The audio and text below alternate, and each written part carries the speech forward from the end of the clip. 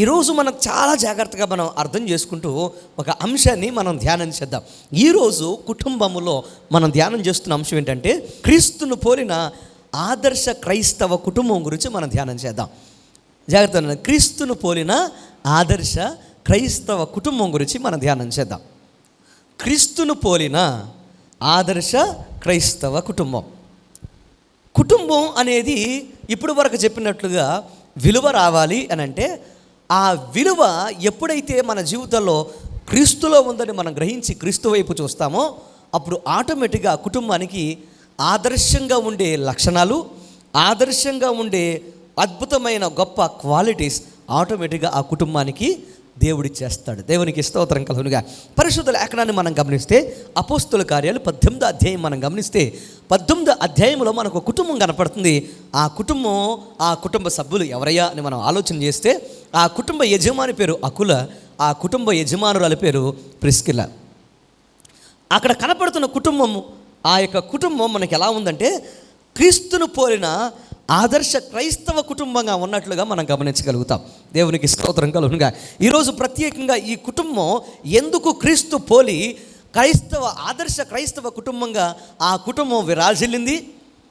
ఆదిమ సంఘములోను ఆ తర్వాత వారి యొక్క పేరు ఈనాటికి ఇప్పటికీ కూడా ఒక కుటుంబం గుర్తుకు రాగానే అకుల ప్రిస్కిలల కుటుంబం ఎందుకు ఆశీర్వదించబడిన కుటుంబంగా, ఎందుకు దీవించబడిన కుటుంబంగా, ఎందుకు పేరు ప్రఖ్యాతలు కలిగిన కుటుంబంగా ఈ రోజుకు ఉంది అని మనం ఆలోచన చేస్తే నా ప్రియ సహోదరి సహోదరులారా, ఆ కుటుంబము ఏం చేసిందంటే కొన్ని లక్షణాలు వారి జీవితంలో సంతరించుకోవడం వల్ల, ఒక ప్రత్యేకంగా వారు జీవించడం వల్ల వారు ఆదర్శ కుటుంబంగా, ఆదర్శ క్రైస్తవ కుటుంబంగా, క్రీస్తు పోలిన కుటుంబంగా వారు జీవించి వారు అనేక మందికి ఆదర్శప్రాయంగా మిగిలారు. దేవునికి స్తోత్రం కలుగునుగా. నా ప్రియ తమ్ముడు, చెల్లి, ప్రియ సహోదరి సహోదరుడా, కుటుంబానికి ఒక విలువ ఉంది.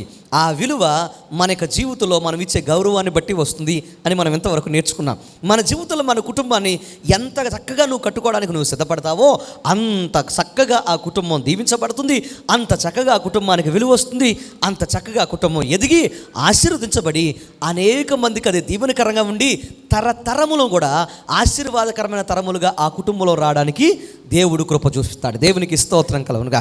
ఈరోజు మన జీవితంలో ఆదర్శ క్రైస్తవ కుటుంబానికి ఉండాల్సిన మొట్టమొదటి లక్షణాల గురించి మనం ఆలోచన చేద్దాం. చూడండి, అపోస్తుల కార్యాలు 18వ అధ్యాయము 3వ వచనాన్ని మనం చదవగలిగితే, అపోస్తుల కార్యాలు 18వ అధ్యాయము 3వ వచనం. వారు వృత్తికి డేరాలు కుట్టువారు, పౌలు అదే వృత్తి గలవాడు కనుక వారితో కాపురముండెను, వారు కలిసి పని చేయుచుండరు. దేవునికి స్తోత్రం చెప్పండి. హల్లెలూయా, హల్లెలూయా. మొట్టమొదటిగా వారు ఏం చేస్తున్నారయ్యా అని అంటే వారు కలిసి కాపురము చేయుచుండెను. దేవునికి స్తోత్రం చెప్పండి. హల్లెలూయా. ఎవరు? అకుల, ప్రిస్కిల. అకుల, ప్రిస్కిల వారు కలిసి కాపురం చేస్తున్నారు. వారు కలిసి కాపురం చేస్తూ వారు ఎవరితో ఉండడానికి ఇష్టపడ్డారంటే దైవజనుడైన అపోస్తలుడు పౌలు భక్తునితో ఉండడానికి వారు ఇష్టపడ్డారు. దేవునికి స్తోత్రం కలుగునుగా. హల్లెలూయా. అకులకు ప్రిస్కిలకు ఉన్న ప్రత్యేకమైన లక్షణం ఏంటంటే వారు కలిసి చెప్పండి కాపురము చేస్తున్నారు. ఈ రోజున ఒకే ఇంట్లో మనం ఉండడం చూస్తాం. చాలామంది భార్య భర్తలు ఒకే ఇంట్లో ఉంటారు, ఒకే గదిలో కూడా ఉంటారు, ఒకే మంచం మీద కూడా పడుకుంటారు. కానీ ఒకే రీతిగా లేకపోతే ఒకే మనసు కలిగి కలిసికట్టుగా వారు జీవించలేరు. నా ప్రియ సహోదరి సహోదరులారా, మనం మన జీవితాల్లో కుటుంబాన్ని కాపాడుకోవాలి అని అంటే మొట్టమొదటిగా ఒక కుటుంబం నిలబడాలంటే ఆ కుటుంబానికి ఉన్న ఆధారమైన భర్త, భార్య లేదా తల్లి, తండ్రి ఏం చేయాలి తెలుసా? కలిసికట్టుగా ఉండాలి. ఎలా ఉండాలి? ఎలా ఉండాలి? కలిసికట్టుగా ఉండాలి. ఒంటరిగా ఉండకూడదు. వింటున్నారా నా ప్రియ సహోదరి సహోదరులారా? కలిసికట్టుగా ఉండాలి. ఒక సంసారము వృద్ధవ్వాలన్నా, ఒక సంసారము ఆశీర్వదించబడాలన్నా, ఒక కుటుంబము దీవెనకరంగా ఉండాలన్నా, దేవుడు కట్టాలనుకున్న ఇల్లు ఆశీర్వాదకరంగా ఉండాలన్నా భార్య భర్త ఇద్దరూ ఎలా ఉండాలి చెప్పండి? కలిసి జీవించేవారిగా, ఏక మనసు కలిగిన వారుగా, ఏక ఆత్మ కలిగిన వారుగా, ఒకే తలంపు కలిగిన వారుగా వారు ఉండాలి. నా ప్రియ సహోదరి సహోదరులారా, ఈ రోజుల్లో మనం గమనిస్తున్నాం, ఈ రోజున మనం చూడగలుగుతున్నాం. ఒకప్పుడు కుటుంబాల్లో ఏక మనసు, ఏకాత్మ ఎక్కువగా ఉండేది. ఈ రోజున ఉరుకు పరుకుల జీవితాల్లో ఏమైపోతున్నాయో తెలుసా? భార్య భర్తలు ఏక మనసుతో ఉండలేకపోతున్నారు. కలిసి ఒక ఇంట్లో జీవిస్తున్నారు కానీ వారు ఒక నిర్ణయానికి రాలేకపోతున్నారు. కలిసి ఒక ఇంట్లో బ్రతుకుతున్నారు కానీ భార్య భర్తగా కలిసి నిర్ణయాలు తీసుకోలేకపోతున్నారు. కలిసి ఒక ఇంట్లో వారు ఒకే కంచంలో తింటున్నారు కానీ, లేకపోతే ఒకే మంచం మీద పడుకుంటున్నారు కానీ వారి జీవితంలో వారి యొక్క మనసులు తూర్పు పడమరలు ఎంత దూరం ఉంటాయో అంత రీతిగా ఆ భర్త ఒక ప్రక్క, భార్య ఒక ప్రక్క ఆలోచించేటట్లుగా, లేకపోతే భర్త ఒక ప్రక్కకు, భార్య ఒక ప్రక్కకు పోయేటట్లుగా వారి జీవితంలో వారి యొక్క మధ్యన ఎడబాటు ఉన్నట్లుగా మనం గమనించగలుగుతున్నాం.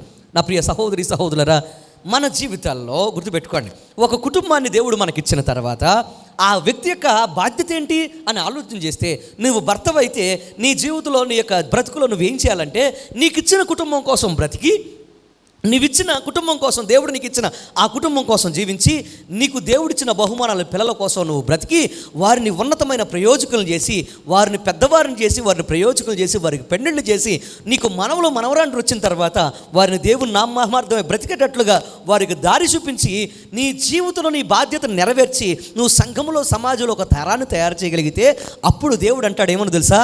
బల నమ్మకమైన మంచి దాసుడు అని పిలుస్తాడు. దేవునికి స్తోత్రం కలుగునుగా. ఈ లోకంలో అంతకన్నా నీ బాధ్యత ఏమైనా ఉందంటారా? భర్తలుగా నువ్వు ఎంత సంపాదించినా నీ కొడుకు తినాలి, నువ్వెంత సంపాదించినా నీ మనవడు తినాలి, నువ్వు ఎంత సంపాదించినా నీ కుటుంబ సభ్యులే తినాలి తప్ప ఈ లోకంలో ఎవరు తినడానికి వీలు లేనే చెప్పాలి లేదు. ఎందుకనంటే మన బ్రతికంతా, మన జీవితం అంతా ఎవరి కోసం? మన బ్రతికంతా ఎవరి కోసం అండి? నువ్వు ఇంతకాలం బ్రతికి ఎవరి కోసం? నీ యవ్వన కాలంలో పెళ్లి చేసుకున్నావు, యవ్వన కాలంలో పెళ్లి చేసుకుని ఈ రోజు వరకు గొడ్డి చాకరీ చేస్తున్నావు కదా. ఇంకా బాగా చెప్పాలంటే ఒక పశువు కన్నా దారుణంగా అవసరమైనప్పుడు పని చేస్తావు కదా. ఇంత పని చేసి నీ భార్య హృదయాన్ని గెలుచుకోలేకపోతే, నీ బిడల హృదయాన్ని గెలుచుకోలేకపోతే, వారి ప్రేమను నువ్వు సంపాదించుకోలేకపోతే ఏంటి ప్రయోజనం? ఏంటి ప్రయోజనం? ఎప్పుడైనా ఆలోచన చేశారా? చాలామంది చాలా కష్టపడతారు కానీ, చాలా వారి యొక్క రక్తాన్ని చెమటగా మారుస్తారు కానీ, వారి జీవితంతకాలం కూడా కష్టపడతారు కానీ వారి బ్రతుకుల్లో భార్య హృదయాన్ని గెలుచుకోలేకపోతారు. అలాగే బిడల హృదయాలని, ప్రేమను సంపాదించుకోలేకపోతారు. తమ్ముడు చెల్లి, ప్రియ సహోదరి సహోదరులారా, మీరు ఎంత కష్టపడ్డారన్నది కాదు, నువ్వు కష్టపడిన తర్వాత నీ జీవితం వారి కోసమని తెలియజేయాల్సిన బాధ్యత నీ మీద ఉంది.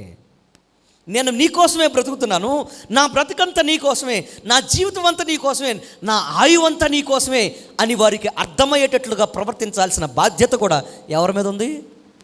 భర్తల మీద ఉంది. తమ్ముడు చెల్లి, ప్రియ సహోదరి సహోదరులారా, జాగ్రత్తగా వినండి. భర్త అయితే భార్య కోసం, కుటుంబం కోసం అలా బ్రతికితే మరి భార్య సంగతి ఏంటి? నువ్వు ఎంతైనా కష్టపడవచ్చు. ఉదయం లేచిన దగ్గర నుండి ఒక పని మనిషిని చేసిన పని నువ్వు చేస్తావు, వాషింగ్ మిషన్ చేసే పని నువ్వు చేస్తావు, మిక్సీ చేసే పని నువ్వు చేస్తావు. అలాగే ఇంటి పనిలో అన్ని విషయాలు నువ్వు చూసుకుంటావు. నీ ఇంటి పనిలో నీ భర్త కోసం నువ్వు కష్టపడతావు, నీ పిల్లల కోసం నువ్వు కష్టపడతావు. పొద్దున లేచిన దగ్గర నుంచి తెల్లవారుజామున లేచిన దగ్గర నుంచి రాత్రి వరకు కూడా నువ్వు ఒక మిషన్ లాగా పనిచేసి ఏ రూపాయి కూడా, లేకపోతే ఏ జీతాన్ని కూడా ఆశించకుండా బ్రతికే నీవు నీ జీవితం ఇంత కష్టపడిన తర్వాత నీ భర్తను గాయపరిస్తే, లేకపోతే నీ బిడ్డలను గాయపరిస్తే ఏంటి ప్రయోజనం? ఎప్పుడైనా ఆలోచన చేశారా? నువ్వు ఎంత కష్టపడ్డావు అన్నది ముఖ్యం కాదు, నీ కష్టాన్ని వారు అర్థం చేసుకునేటట్లుగా నువ్వు ప్రవర్తించావా లేదని చాలా ముఖ్యమైన విషయం. కుటుంబంలో కలిసిమెలిసి ఉండాలంటే జాగ్రత్తగా వినండి. ఇది ఎలా ఉండాలంటే, ఇక్కడ వ్యవసాయదారులు చాలామంది ఉన్నారు కనుక ఇది బాగా అర్థమవుద్ది. మీరు వ్యవసాయం చేసేటప్పుడు బండికి 2 ఎడ్లు కడతారు. 2 ఎడ్లు కట్టినప్పుడు ఆ 2 ఎద్దులు కూడా కుడివైపునున్నది, ఎడం వైపునున్నది, 2 కూడా మీరు గమనిస్తే ఒకే రోజున పుట్టిన ఎద్దులు కాదు, ఒకే నెలలో పుట్టిన ఎద్దులు కూడా కాదు, పోనీ ఒకే సంవత్సరంలో పుట్టిన ఎద్దులు కూడా కాదు. ఒక ఎద్దేమో బాగా నడి వయసులో ఉంటుంది, ఒక ఎద్దేమో బాగా చురుకుగా యవన వయసులో ఉంటుంది.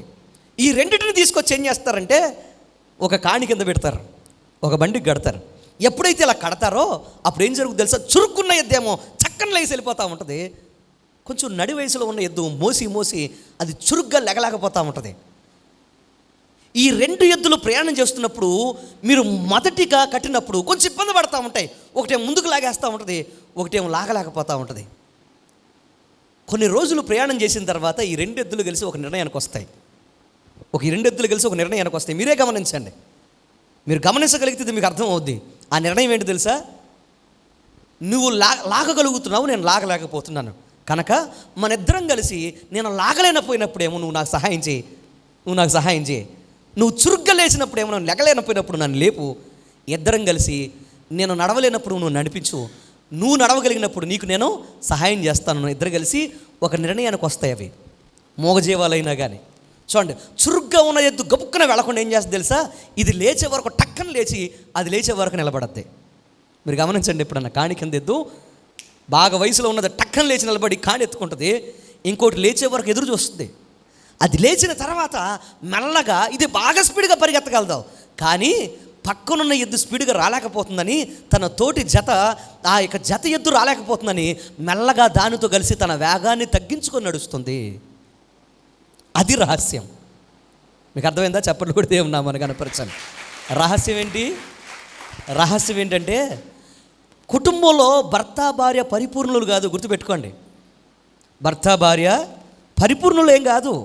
కొన్ని సందర్భాల్లో భర్తకు కొన్ని లోపాలు ఉండొచ్చు, కొన్ని బలహీనతలు ఉండొచ్చు, కొన్ని సందర్భాల్లో తెలిసి తెలియక కొన్ని తప్పులు చేస్తూ ఉండొచ్చు. నా ప్రియ సహోదరి సహోదరులరా, ఆ తప్పుల్లోనో లేకపోతే ఆ యొక్క ఇబ్బందికరమైన పరిస్థితులతోనో ఆ యొక్క భర్తను చూస్తూ ఉంటే ఆ భర్తతో నువ్వు ఎప్పటికి కూడా కలిసి ఉండలేవు, కలిసి జీవించలేవు. నా ప్రియ సహోదరి సహోదరులరా, ఎప్పుడైతే భర్త బలహీనుడని నీకు తెలిసిందో ఆ బలహీనమైన వారి కోసం మోకరించి ఆ బలహీనమైన వారి కోసం నువ్వు ప్రార్థన చేస్తూ ఉంటావో దేవుడు ఒకరోజు ఖచ్చితంగా నీ భర్తను మారుస్తాడు. చెప్పట్లు కూడా దేవుని నామాన్ని కనపరచాలి. కలిసిగట్టుగా మనం ఎప్పుడు నడవగలుగుతామంటే నీ జీవితంలో నీకు ఉత్సాహవంతమైన జీవితం లేకపోతే మంచి తెలివితేటలు నీకు ఉండొచ్చు, నీ యొక్క పార్ట్నర్కి లేకపోతే నీ యొక్క భర్తకో భార్యకో నీలాంటి జ్ఞానమో లేకపోతే చురుకైన మనసు లేకపోవచ్చు, కానీ ఒక నిమిషం ఒక వెనకడుగు వేసి వారిని కూడా జాగ్రత్తగా పట్టుకొని నువ్వు అడుగులు వేయగలిగితే నీ జీవితం సుఖంగాను సుఖమయంగాను ఆశీర్వాదకరంగాను ఆనందంగాను జీవించడం లేకపోతే జరగడం ప్రారంభమవుతుంది. దేవునికి స్తోత్రం కలుగునుగాక. ఎప్పుడైతే మన జీవితం సుఖమయంగాను సంతోషంగాను ఉండాలి నువ్వు అనుకుంటావో, ఎప్పుడైతే వారితో కలిసి అడుగులు వేయడం ప్రారంభిస్తావో అప్పుడు సంతోషము విరాజిల్లడం నువ్వు చూస్తావు. దేవునికి స్తోత్రం కలుగునుగాక. అందుకోసమే కలిసిగట్టుగా ఉండాలంటే తగ్గాల్సిన చోట తగ్గాలి. చెప్పండి, తగ్గాల్సిన చోట తగ్గాలి, లోబడవలసిన చోట లోబడాలి, ప్రేమించవలసిన చోట ప్రేమించాలి. నీ జీవితంలో త్యాగం చేయవలసిన చోట త్యాగం చేయాలి. నీ భర్త కోసం, నీ భార్య కోసం, నీ కుటుంబం కోసం. నా ప్రియ తమ్ముడు, చిన్న ప్రియ సహోదరి సహోదరుడా, కుటుంబాలకు గౌరవం ఊరికినే రాదు. ఒక వ్యక్తికి గౌరవం రావాలన్నా, కుటుంబం గౌరవం రావాలన్నా కానీ దాని వెనక కుటుంబంలో అనేక మంది త్యాగాలు చేయాలి, అనేక మంది కష్టపడాలి. కుటుంబంలో ఉన్నవారు అనేక సందర్భాల్లో లోపడితేనే తప్ప, తల వంచుకుంటేనే తప్ప ఆ కుటుంబానికి గౌరవం రాదు, ఆ కుటుంబానికి విలువ రాదు. ఇక్కడ అకుల ప్రిస్కిల ఇద్దరు కలిసిగట్టుగా జీవించారు. మీరు వాక్యాన్ని చదివితే వారి బ్రతికినంత కాలము కలిసిగట్టుగానే ఉన్నారు. చప్పట్లు కూడా దేవునామని కనపరచాలి. వారు కలిసిగట్టుగా ఉన్నారు, కలిసిగట్టుగా జీవించారు, కలిసిమెలిసి బ్రతికారు. ఈ రోజున చాలా కుటుంబాల్లో ఇదే కొదువైపోతుంది. గౌరవంగా ఉండవలసిన కుటుంబాల మీద నిందలు, గౌరవంగా ఉండవలసిన వ్యక్తుల మీద నిందలు, గౌరవంగా ఉండవలసిన జీవితాల మీద అనేక రకాలైన అపనిందలు రావడం వల్ల ఏం జరుగుద్ది తెలుసా? చెప్పుడు మాటలు కుటుంబ గౌరవాన్ని ఏం చేస్తాయి? ఏం చేస్తాయి? పాడు చేస్తాయి. నా ప్రియ సహోదరి సహోదరులారా, ఎప్పుడైతే చెప్పుడు మాటలు మనం వింటామో కలిసిమెలిసి నీ యొక్క భర్తతో, నీ భార్యతో నువ్వేం చేయలేవు? ప్రయాణము చేయలేవు, కాపురం చేయలేవు. నా ప్రియ సహోదరి సహోదరులారా, ఎప్పుడు కూడా చెప్పుడు మాటలు వినకండి. అగౌరవపరిచే కుటుంబ గౌరవాన్ని ఎప్పుడు కూడా మీరేం చేయొద్దు, పాడు చేసుకోకండి. నీ కుటుంబ గౌరవం నువ్వు కాపాడుకునేటట్లుగా, కుటుంబాన్ని జాగ్రత్త పరుచుకునేటట్లుగా ఎప్పటికప్పుడు కుటుంబం కోసం బ్రతుకుతూ నీ కుటుంబం విలువైనదిగా ఉందో లేదో చూసుకుంటూ నువ్వు ముందుకు నడవగలిగితే ఖచ్చితంగా దేవుడు నీలోకి వచ్చి నిన్ను ఆదర్శవంతమైన కుటుంబంగా మార్చి, క్రీస్తును పోలిన కుటుంబంగా నిన్ను మార్చేసి ఆయన నిన్ను ఆశీర్వదిస్తాడు. దేవునికి స్తోత్రం కలుగునుగా. అకుల ప్రిస్కిల తన జీవితంలో వారు ఎప్పటి కూడా కలిసి మెలిసి బ్రతికి వారు ఆదర్శప్రాయమైన దంపతులు అయ్యారు. ఈ రోజున నా ప్రియ సహోదరి సహోదరులు, మీ అందరినీ నేను అర్థిస్తున్నాను. నీ భర్త బలహీనుడైనా కానీ కడుపులో పెట్టుకో. ఒకవేళ దుర్మార్గుడైనా కానీ క్షమించు.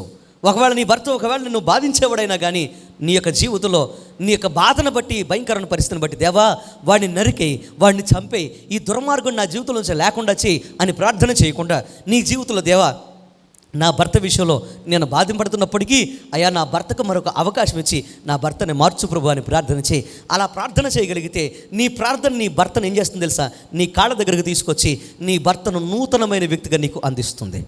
దేవునికి స్తోత్రం కలుగునుగా. అందుకోసం నా ప్రియ సహోదరి సహోదరులారా, ఓపిక నీకుంటే, నిరీక్షణ నీకుంటే దేవుని కార్యం ఖచ్చితంగా నువ్వు చూస్తావు. ఈరోజు నా ప్రియ సహోదరి సహోదరులారా, కుటుంబం అనేది చాలా విలువైనది. చెప్పండి నాతో కలిసి, కుటుంబం అనేది చాలా విలువైనది. ఆ కుటుంబాన్ని గౌరవం మనం కాపాడుకోవాల్సిన బాధ్యత దేవుడు మన మీద పెట్టాడు. అందుకోసం విలువైన కుటుంబాన్ని జాగ్రత్తగా కాపాడుకోమని పరిశుద్ధ లేఖనము నొక్కి ఒక్కాణిస్తుంది. ఈ రోజున కుటుంబాలు అగౌరవపాలవడం మనం చూస్తున్నాం. అలాగే సంఘ కుటుంబాలు కూడా అగౌరవపాలవడం మనం చూస్తున్నాం. నా ప్రియ సహోదరి సహోదరులారా, ఎప్పుడు మనము ఒక వ్యక్తిని కానీ వస్తువుని కానీ మనం దూరం చేస్తాం అనంటే ఆ వ్యక్తికి లేదా ఆ కుటుంబానికి లేకపోతే ఆ యొక్క వ్యవస్థకు విలువ తగ్గినప్పుడు, గౌరవం తగ్గినప్పుడు. అంతే కదా? విలువ ఎలాగ వస్తుందో మీకు చెప్పాను. గౌరవం వల్ల వస్తుంది. అంతేగా? గౌరవం వల్ల ఏమొస్తుంది? విలువ వస్తుంది. విలువ అనేది గౌరవం వల్ల వస్తుంది కనుక అప్పుడు ఏం చేస్తారో తెలుసా? సాతానుగాడు దేన్నైతే మనం గౌరవిస్తున్నామో, ఏ వ్యక్తినైతే మనం ఆరాధిస్తున్నామో, ఏ వ్యక్తినైతే గౌరవిస్తున్నామో ఆ వ్యక్తిని అగౌరవపరిస్తే ఆటోమేటిక్గా వారికి విలువ పడిపోతుంది కనుక, ఆ స్థలానికి విలువ పడిపోతుంది కనుక ఏం చేస్తుందో తెలుసా? సాతానుగాడు ఆ యొక్క వ్యక్తికి కానీ స్థలానికి కానీ అగౌరవపరిచే పరిస్థితులు కల్పిస్తున్నాడు.